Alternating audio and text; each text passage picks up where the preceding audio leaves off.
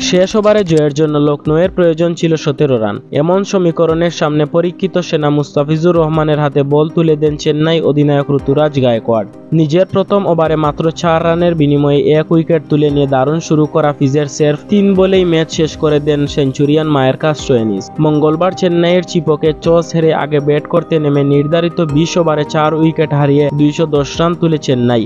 জবাবে খেলতে নেমে 19 ওভার 3 বলেই জয়ের বন্দরে পৌঁছে যায় লখনৌ। এবারের আসরে নিজেদের সর্বোচ্চ দলীয় সংগ্রহ গড়েছিল চেন্নাই।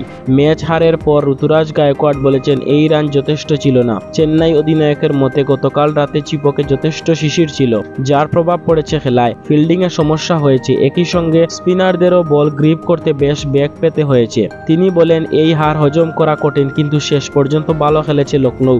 13তম ওভার পর্যন্ত ম্যাচ আমাদের হাতে ছিল। স্টোয়নিসকে টুপিখোলা অভিনন্দন।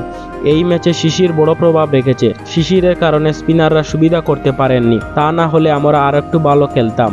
কিন্তু এটা খেলারই অংশ, যা আপনার হাতে নেই তা আপনি নিয়ন্ত্রণ করতে পারবেন না। তবে লখনৌ যেভাবে ব্যাটিং করেছে তাতে তাদের কৃতিত্ব দিতেই হবে।